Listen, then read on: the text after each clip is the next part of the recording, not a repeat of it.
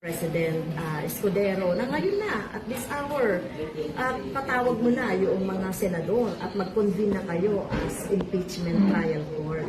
No, wala sa panahon, wala yung time constraint na kung wag namang sabihin na sisihin pa kami, no, na ngayon na namin ipinasa. So kung kagaya ng kasabihan, kung gusto ay pwedeng gawin, di ba? Kung ayaw, maraming dahilan at maraming sinisisi. So, hinahamon ko ngayon si Senate President Escudero na, come on, i-ano mo na, no? I-convene mo na yung Senado as impeachment trial court. At kung hindi po gawin ng Senado under the leadership of SP, what does it tell about Senate?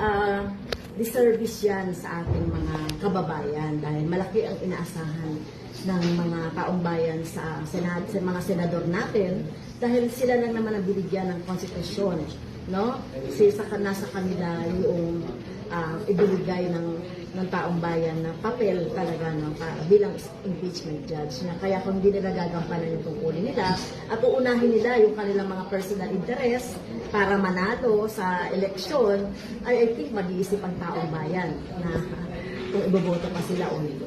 The Senate shall immediately, ayon sa kanya, sabi ng Konstitusyon, proceed with trial. Busin na lang ng konti pero parang hindi niya nabasa yung saligang batas. Walang sinabing immediately ang saligang batas.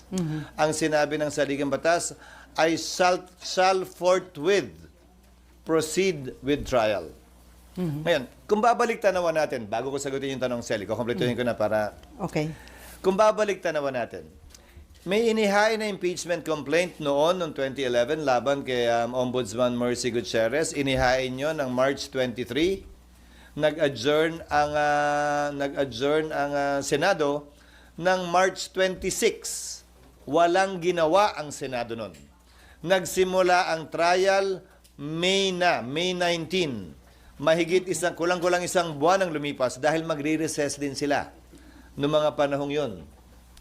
Kung maalala nyo ang impeachment ni dating Chief Justice Corona, ng yumaong dating Chief Justice na si Corona, final ang impeachment complaint ng December 13, nag-trial po sila January 19. So kung susuriin nyo, base sa President yung salitang forthwith, hindi naman po ibig sabihin nun kinaumagahan, agad-agad, dali-dali. Mahigit 2 buwang inupuan, pinag-aralan, binasa, tiningnan ng Kamara yung mga impeachment complaint na nakabinbin. Mahigit 2 buwan, hindi finorward ng Secretary General ang impeachment complaint sa tanggapan ng Speaker para i-refer sa plenary at sa Committee on Justice. Magkatabi lamang naman ang kwarto tulad sa Senado ng Secretary General at ng Speaker, ang Secretary ng Senate at ng Senate President. Bakit naman kami bigla sasabihang gumalaw umakto agad sa loob lamang ng ilang oras? Kung nagpa-banjing-banjing sila gawin ito, siguro wala naman silang basihan ngayon na madaliin kami lalo na nasa huling araw na ng sesyon. Yan pinadala sa amin, halos mag-aalas 5 pa ng hapon.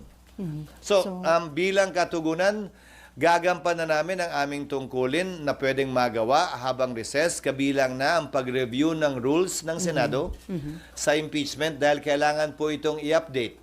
Halimbawa, yung pagkakaroon at requirement ng judicial affidavits, yung pagkakaroon ng provision at procedure para mag-hearing sa harap ng commissioner, yung pagkakaroon ng matatag at malakas na pre-trial procedure para swabe na at hindi na komplikado at magulo yung trial proper. Ito ay mga bagong procedure sa Rules of Court na pumasok bago po namin itinalaga yung aming Rules of Impeachment noon na kailangan po naming baguhin. Pangalawa, kailangan pa rin pag-aralan siyempre ng Secretary General ng Senado, ng Secretariat ng Senado, yung impeachment complaint mismo. Tinanggap lamang namin yung kahapon. So dun sa nagsasabing, bakit hindi agad-agad binabasa baba?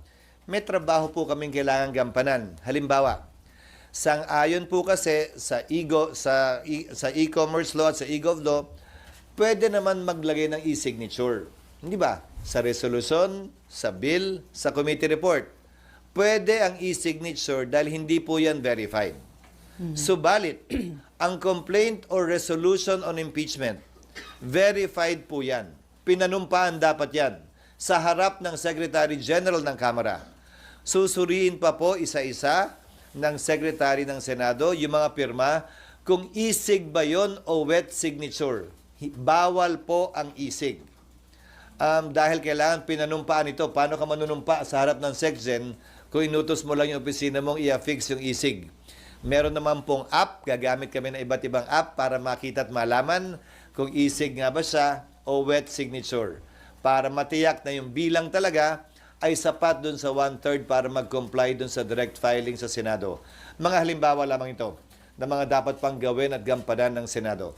At bilang panghuling sagot, para mag-convene ang impeachment court, kailangan may sesyon ang Senado. Okay. Para manumpa ang impeachment judges, kailangan may sesyon ang Senado. Bagaman ang trial pwede mag-proceed kahit na recess, tulad ng nangyari kay dati at yumaong Chief Justice Corona. Dapat ito'y masimulan, makonvene at mapanumpa ang mga judges kapag may sesyon. So kung may mangyayari mang aksyon o kaganapan kaugnay nito, yan ay mangyayari sa June 2, pag-resume ng Senado, matapos ang eleksyon at pasayan ng mayoriya ng Senado kung aamyendahan ba yung rules, anong ilalagay sa rules, i-authorize ba tulad ng nasa Rules of Court ngayon na suppletorily applicable na pwedeng mag-hearing habang recess dahil may 12 senador pa namang maiiwan natatawid hanggang 2028 pa ang termino, kabilang ako. 12 lamang naman ang matatapos ang termino.